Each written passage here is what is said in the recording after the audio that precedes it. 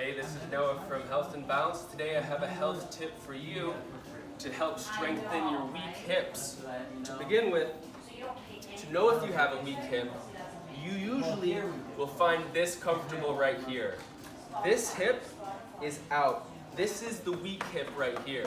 You know because your hip should be aligned right over your foot, like that. That's a weak glute medius. You can see this when you walk. Mo, go ahead. You'll see her right hip is coming out when she walks. Good. Go the other way. You can see her right hip is coming out to the side.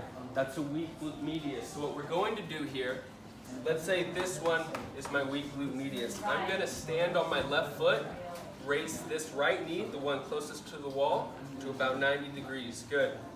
You lean a little bit towards the wall, and you're going to push your hip this way. You should feel a contraction here. If you don't, keep going. I want you to feel the contraction. Do it 20 times.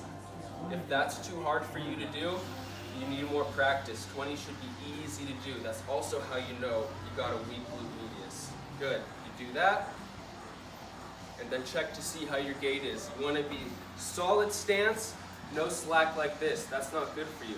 Anyways, that's your health tip for today. Thank you very much.